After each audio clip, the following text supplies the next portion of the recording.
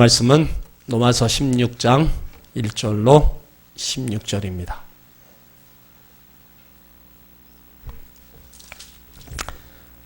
로마서 16장 1절에서 16절 다 같이 합독합니다. 내가 갱그리아 교회의 일꾼으로 있는 우리 자매 베베를 너희에게 청구하노니 너희가 주 안에서 성도들이 합당한 예절로 그를 영접하고 무엇이든지 그에게 소용되는 바를 도와줄지니 이는 그가 여러 사람과 나의 보호자가 되었음이니라.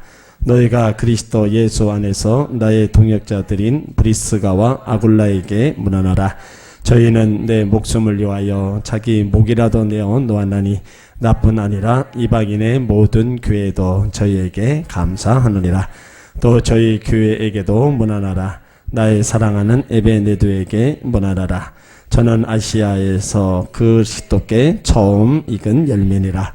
너희를 위하여 많이 수고한 마리아에게 문안하라.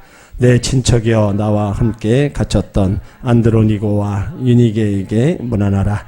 저희는 사도에게 유명히 여김을 받고 또한 나보다 먼저 그리스도 안에 있는 자라. 또 주 안에서 내 사랑하는 암블리아에게 문안하라. 그리스도 안에서 우리 동역자인 우리 바노와 나의 사랑하는 스타고에게 문안하라. 그리스도 안에서 인정함을 받은 아벨레에게 문안하라. 아리스토블로의 권석에게 문안하라. 내 친척 헤로디온에게 문안하라. 나교수의 권속 중 주 안에 있는 자들에게 문안하라. 주 안에서 수고한 드로에는 두루보사에게 문안하라. 주 안에서 많이 수고하고 사랑하는 버시에게 문안하라. 주 안에서 택하심을 입은 누포와 그 어머니에게 문안하라. 그 어머니는 곧 내 어머니니라. 아순 그리스도와 블레곤과 호모와 바로도바와 허마와 저와 함께 있는 형제들에게 문안하라. 빌롤로고와 율리아와 또 네레오와 그 자매와 얼름바와 저희와 함께 있는 모든 성도들에게 문안하라. 너희가 거룩하게 입맞추러 서로 문안하라. 그리스도의 모든 교회가 다 너희에게 문안하느니라. 아멘. 로마서 16장을 통해서 바울의 동역자들을 살펴보고 있습니다. 오늘 이제 세 번째 시간인데요. 이 로마서 16장을 참 우리가 보면 볼수록 이 바울의 정말로 인간미 것들이 참 넘쳐나요. 함께 일했던 동역자들에 대한 그리움, 사랑, 또 그들에 대한 감사. 그러니까 우리가 읽었던 이 말씀 안에 예수님을 위해서 살고 죽고 예수님을 위해서 한평생 살았던 그 많은 사람들, 물론 다 기록되지는 않았겠죠. 바울에 특별히 있는 그런 분들의 이름을 쭉 기록해놨지만 이들 모두는 다 하나님 나라를 위해서 또 교회를 세워나갔던 아름다운 믿음의 선진들이라는 겁니다. 이 본문에 등장하는 모든 사람은 평신도입니다. 평신도들. 특별히 바울이 정말로 수고하고 더 애쓰고 가르쳐서 만들어 놓은 제자들이라는 거예요. 그러니까 그 제자들은 제자답게 바울을 도와서 이제 동역하는 동역자가 된 것을 볼 수 있다는 겁니다. 그들의 신앙과 그들의 사역이 얼마나 아름다운지 그들 앞에 다 별명을 또 붙여줬어요. 나의 보호자, 나의 동역자, 처음 익은 열매, 나와 함께 갇힌 자, 내 사랑하는 자. 정말로 그 하나하나 바울이 불러가면서 문안하는 이런 모습이 정말 바울의 인간미가 정말 아름답게 스며 있는 것을 보게 됩니다. 우리가 1절부터 다시 한번 이렇게 보게 되면 베베자매가 나오죠. 베베자매는 바울의 보호자였다는 거죠. 바울을 늘 옆에서 물질로나 여러 가지 다 도왔던 마치 보호자의 역할을 감당했던 그 자매였습니다. 또 3절에 나의 동역자인 브리스가와 아굴라에게 문안하라. 이들 부부는 바울을 위해서 목숨이라도 내어놓을 정도로 이제 바울을 도왔다. 그 다음에 5절에 보면 나의 사랑하는 에베네도에게 문안하라. 이 사람은 그리스도와 처음 익은 열매. 그러니까 에베소 교회에서 전도할 때 이방인으로서 처음 예수 믿은 사람이 이 에베네도입니다. 이 에베네도가 그 이후에 브리스길라와 아굴라를 도와서 바울의 사역을 함께 했던 바로 그 사람이에요. 그 다음에 6절을 보면 너희를 위하여 많이 수고한 마리아에게 문안하라. 참 얼마나 수고했는지 많이 수고했다. 그 다음에 7절에 내 친척이요 나와 함께 갇혔던 안드로니고와 유니게에게 문안하라. 바울과 함께 감옥에 갇혔던 이 두 사람. 그리고 저희들은 사도에게 유명히 여김을 받고 나보다 먼저 그리스도 안에 있는 자라. 나보다 먼저 예수 믿은 자라. 바울이 기억하는 거예요. 또 8절에 주 안에서 내 사랑하는 암블리에게 문안하라. 9절에 그리스도 안에서 우리 동역자인 우르바노와 나의 사랑하는 스다고에게 문안하라. 10절에 그리스도 안에서 인정함을 받은 아벨라에게 문안하라. 아리스토블로의 권석에게 문안하라. 11절에 내 친척 헤로디온에게 문안하라. 나기수 권속 중 주 안에 있는 자들에게 문안하라. 오늘 11번째 등장하는 인물이 12절입니다. 12절 주 안에서 수고한 두루베나와 두루보사에게 문안하라. 여기 두루베나나 두루보사는 어근이 같은 것을 보아서 쌍둥이 자매였을 거라는 거죠. 그 이름의 뜻이 화사하다, 우아하다는 것으로 보아서 귀족 집안의 사람들이었을 거라는 겁니다. 그러니까 바울이 그들에게 주 안에서 수고한 자들이라고 한 것을 보면 그들이 뭐예요? 귀족적인 풍요로운 생활을 주어졌는데도 그것에 안주하지 않고 열심히 신앙생활하며 헌신했다는 걸 봅니다. 말 그대로 귀족이면서도 신앙생활을 잘했다는 거예요. 그것을 지금 바울이 기억하고 문안을 합니다. 그 다음에 12절에 또 나오죠. 주 안에 많이 수고하고 사랑하는 버시에게 문안하라. 이 버시, 그 이름의 뜻이 페르시아의 여인인 것이라는 거예요. 페르시아 여인. 노예에서 해방된 여종입니다. 여기 사랑하는 이라는 표현을 쓴 것을 보아서 독신녀였다는 거예요. 독신녀. 그러니까 독신녀로서 더 주 안에서 많이 수고했다. 수고하고 이거는 과거형으로 사용한 것으로 보아서 이미 나이가 많이 먹은 것 같습니다. 바울은 그가 어려운 처지에도 믿음 생활 잘하며 교회를 위해 헌신했던 과거를 기억하고 지금 문안하고 있는 겁니다. 나이가 들었는데도 할 수 있을 때 열심을 다했던 이 버시의 그런 모습을 바울이 회상하는 겁니다. 그 다음에 13절에 누포와 그 어머니에게 문안하라 그러니까 나와요. 주 안에서 택하심을 입은 누포와 그 어머니에게 문안하라. 그 어머니는 곧 내 어머니다. 자, 누포는요 마가복음 15장 21절에 나오는 구레네 사람 시몬의 아들입니다. 구레네 시몬은 예수님 십자가를 대신 짊어지고 간 사람이죠. 억지로 십자가를 지고 갔지만 그로 인해서 아들과 부인이 복을 받았습니다. 그가 억지로 십자가를 지고 갈 때 예수님이 하나님의 아들임을 깨달았어요. 그때부터 믿고 가족까지도 구원받았습니다. 여러분 여기 억지로 십자가를 진 구레네 시몬을 보면서 우리는 뭔가를 느껴야 돼요. 우리는 억지로라도 주의 복음서에게 참여해야 된다는 겁니다. 이웃을 억지로라도 은혜의 자리에 참여시켜야 된다는 겁니다. 억지로라도 교회에 인도했다가 은혜 받고 전도한 사람, 더 열심을 내는 사람도 많습니다. 우리가 여러 가지 환경이 좀 안 좋고 여러 가지 환경이 주의 일을 할 수 없는 그런 환경이라도 어떻게 해요? 하기 싫어도 억지로라도 이 구레네 시몬을 보면서 이런 마음을 우리도 가져야 된다는 거죠. 오늘 루포의 어머니를 바울은요 그의 영의 어머니, 믿음의 어머니라고 부르고 있어요. 그러니까 주의 종을 위하여 얼마나 헌신했느냐 이거죠. 주의 종을 위해서 얼마나 기도했다. 얼마나 기도했겠어요. 그러니까 바울이 그를 그의 어머니로 모셨다는 거죠. 기도하는 어머니, 여러분 참 아름다운 모습입니다. 여러분들은 다 기도하는 어머니들인 줄 믿습니다. 그 어머니는 하나님 모시기도 아름답고 가정에서 누가 봐도 아름다운 모습입니다. 또 교회의 사역을 위해서 그 기도하는 그 모습 또한 아름답다는 거죠. 그게 성경에 나오는 그 여인들의 모습이 다 그런 모습을 우리 가운데 보여주고 있어요. 그 바울은 그 어머니에게 문안하라. 그 자기 어머니라는 거예요. 누포의 어머니를 자기 어머니라고 한 거는 직접 낳아준 친어머니 뜻이 아니라 바울 자신이 어머니처럼 생각하는 분이라는 거죠. 그러니까 바울이 그렇게 생각한 것은 누포의 어머니가 바울을요 정말 잘 돌봐줬다는 것입니다. 바울이 열심하고 난 다음에 그리스도인이 되고 자기 가족을 떠나 아라비아로 전도하러 갔다가 바나바에 의해 수리아 안디옥으로 가서 훈련을 받았는데 그때 그런 일이 있었을 겁니다. 그래서 당시 누포의 어머니는 바울 가족을 떠나 외로운 처지에 있는 것을 알고 있었기 때문에 바울을 친아들처럼 생각했다는 거예요.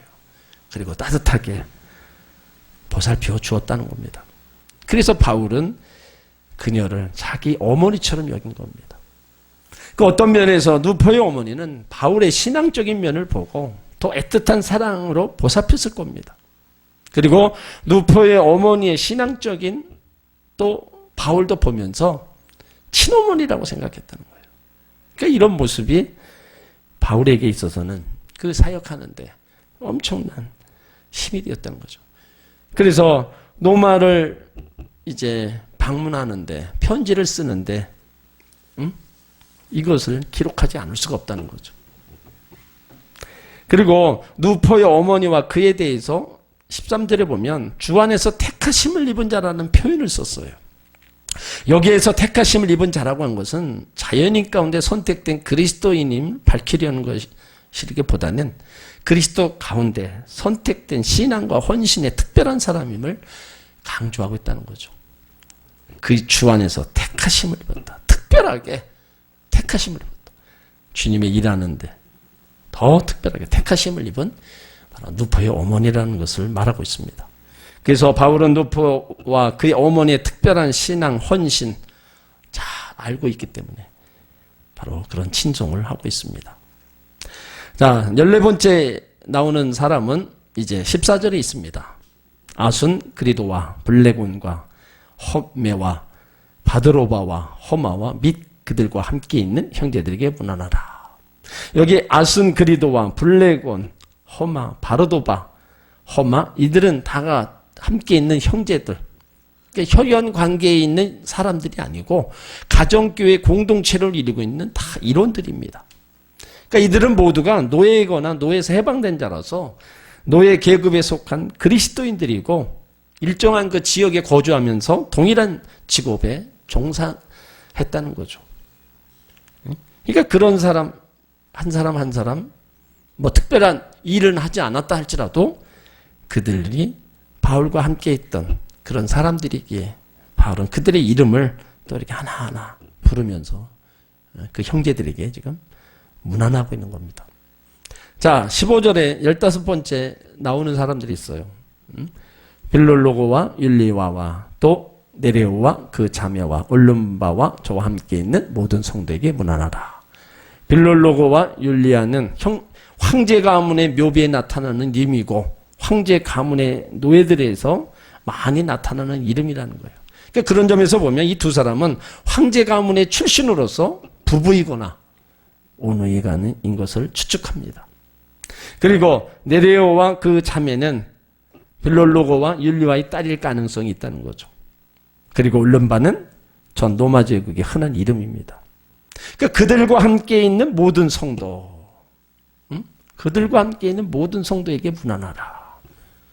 다 가정교회의 일원들이었다는 거죠. 다 한 사람 한 사람. 그리고 16절에는 이제 다 모아서 한 번 더 얘기하죠. 너희가 거룩하게 입맞춤으로 서로 문안하라. 그리스도 모든 교회가 다 너에게 문안하느니라. 거룩하게 입맞추라. 이거는요, 그때 사람들의 인사법입니다. 이 서양 사람들은요, 손에나 볼에 키스를 합니다. 그런 인사를 해요. 그 거룩하게 입맞추라는 것은 신앙 안에서 거룩한 교제를 끊지 말라는 거죠. 그리고 서로 무난하라. 내가 무난받으려 하지 말고 먼저 가서 교제하고 먼저 가서 무난하라는 거죠. 그 고대 근동지방에서 친밀한 관계에 있는 사람끼리 입맞춤으로 인사를 나누는 그런 습관들. 그래서 이 인사는요, 남자와 남자 혹은 여자와 여자끼리 하는 인사였다는 거예요. 입을 직접적으로 맞춘다는 것보다는 볼과 볼을 대는 형태였다는 거죠. 세속적인 입맞춤은 아니었습니다. 그러니까 이런 인사는 서로 이질적인 문화의 배경의 차이로 발생할 수 있는 이질감을 홀고 서로 친밀한 교제를 나눌 수 있는 인사였다는 거예요. 이런 이질적인 문화를 가진 사람들이 이루어진 교회 공동체를 하나로 묶는 기능을 했을 겁니다. 그래서 교회에 왔을 때 얼마나 다정다감해요. 여러분, 그 사람 손을 잡고 볼에 볼을 대고, 우리 한국교회에서는 도저히 할 수도 없는 상황이죠. 우리 교회도 한번 인사법을 이렇게 한번 해볼까요? 네? 네? 밖에 서서 오시는 분마다 손 붙잡고 볼에 볼을 비비면서 네? 네. 하면 할 수 있겠죠? 안 돼요? 안 해봐서 그래요. 하면 합니다. 이번에 그 유럽 쪽에 코로나가 많이 발생한 이유가 이 인사법이 한몫을 했어요. 예? 마스크도 안 쓰고 이 인사법으로다 손잡고 볼을 비벼대니 예? 그게 어떻게 되겠어요? 그 확산세가 엄청난 거죠. 그때나 지금이나 유럽 쪽에는 지금도 이 인사법이 그대로 우리나라처럼 뭐 악수하고 이걸 끝내는 게 아니에요. 여러분들 뭐 영화나 이런 TV에서 보면 알겠지만 뭐 남자 여자 구별 없이 그냥 안고 볼 비비고 뭐 이런 부분들이 참 좋아 보이는데 한편으로는 또 우리가 볼 때는 문화가 안 맞아서 좀 혐오스러운 면도 아마 있는데 아무튼 이 당시 때는 바울이 그런 가정교회 안에서 이런 친밀한 교제가 참 있어서 그 공동체가 더 하나가 되는데 하나로 묶는데 귀한 역할을 했다는 겁니다. 그리고 16절에 그리스도의 모든 교회라고 그랬어요. 바울이 전도사역에서 배운 이방 교회들로서 바울은 그런 교회들과 긴밀한 관계를 유지했고 그런 교회들이 노마 교회에 대해서 일체감을 가지고 있음을 전달하는 인사입니다. 그러니까 바울이 노마 교회 문안 인사를 한 대상을 통해 알 수 있는 것들이 참 많이 있어요. 당시 교회가 가정교회 중심이었습니다. 가정교회. 가정교회는 누군가 자기 집을 개방해서 자기 집에서 예배와 성경 공부, 기도하는 것을 성전을 내어준 거죠. 집을 그렇게 개방하는 데는 하나님 나라를 위해서 희생과 헌신의 마음이 없이는 불가능하다는 겁니다. 우리가 전에는 가정에서들 예배를 참 많이 드렸어요. 좁아도 어떻게 해요? 그냥 이방 저방 문 열어놓고 다 그런 적이 있었죠? 예? 근데 언젠가부터는 이제 가정에서 예배가 그런 단합 예배 이런 부분들이 어진다 없어졌어요. 자기 집을 성전으로 삼는다는 게 예전하고 지금하고 완전히 달라졌어요. 그러니까 가정에서 그렇게 예배 드릴 때와 지금 예배 드리지 않을 때 여러분 같을 수가 없는 겁니다. 여기 초대교회 성도들은 다 자기 집을 개방한 거예요. 자기 집을. 그리고 가정교회는요 서로 동질성을 가진 자들로 구성되어 있다는 거예요. 그러니까 자신이 전도한 사람으로 구성되었거나 같은 신분, 같은 동료들이 모여서 함께 그 가정교회를 이루어 나갔다는 거죠. 지역, 나이, 뭐 성별 다 공동체를 가진 사람들이 다 같이 모여서 그런 모임을 가졌다. 그리고 지역 전체 교회를 형성했다는 거죠. 그 지역에. 지금 우리로 얘기하면은 구역이죠, 결국. 그러니까 구역 안에서 그 아름다운 모임이 가정교회로 초대교회는 거기서부터 이렇게 시작된 거예요. 그래서 우리가 구역 예배가 얼마나 그 지역에서 사람들을 모으고 또 지역 사람들을 전도하고 함께 공동체를 이루어 나가는 것이 얼마나 중요한가는 우리가 해봐서 알아요. 우리가 교회 와서는 이렇게 예배 드리고 가잖아요. 뭐 만나서 크게 얘기 나누고 그걸 교제할 시간이 실상은 별로 없습니다. 근데 구역 예배 드릴 때는 그게 가능을 해요. 같이 앉아서 얘기하면서 편안하게 여러 가지 이야기를 나눌 수가 있다는 거죠. 그래서 구역에서 구역원들이 똘똘 하나로 뭉쳐서 하나가 된다면 그것이 결국에는 교회 공동체까지도 엄청난 힘을 발휘하는 겁니다. 그래서 교회는 구역이 무너지면 그것이 차츰차츰 교회까지도 영향을 미친다는 거예요. 그래서 교회 구역이 튼튼하면 그 구역에서 결국은 교회까지 영향력을 끼쳐 나간다는 겁니다. 그렇기 때문에 여러분 구역 예배, 구역 식구들을 구역장님들이 정말로 신경 써야 되고 잘 관리해야 될 그런 책임이 있다는 거예요. 그리고 구역 식구를 여러분 늘려야 됩니다. 내가 1년에 한 명씩만 늘려도 벌써 몇 명이 늘어날 거다. 근데 1년에 한 명도 그게 안 하는 건지 아니면 못 하시는 건지 우리 그것을 지금 못 하고 있어요. 1년에 한 명이라도 구역 식구가 늘어난다면 그 인원이 시간이 지남에 따라서 엄청난 거예요. 근데 이런 부분에 있어서 우리는 지금 너무 등한히 하고 있다는 거예요. 초대교회의 이런 모습이 결국에는 구역의 가정교회 여기서 시작해서 초대교회 부흥의 역사를 이루어난 걸 보면 지금도 마찬가지입니다. 구역 부흥에서 이것이 교회 부흥으로다가 계속 이루어져 나가는 거예요. 작은 것을 우리가 결코 소홀히 해서는 안 됩니다. 오늘 바울은요, 이 동역자들의 이런 이름을 쭉 불러가면서 정말로 바울 편에서는 물론 하나님이 다 붙여주신 동역자들이고 함께 일한 것에 대한 이런 거에 감사하지 않을 수가 없죠. 이게 다 그리운 거예요. 이제 나이가 먹고 자기가 살 날이 얼마 안 남았으니까 지난날의 그 사역을 돌아보면서 함께 했던 그런 사람들을 쭉 돌아본다는 거. 그래도 함께 했던 많은 사람 중에 이런 사람들이 있었구나. 이건 인생에 있어서 정말로 보람입니다. 하나님 일하는 것에 대한 보람이고 또 우리가 신앙생활하는 것에 대한 보람이라는 거죠.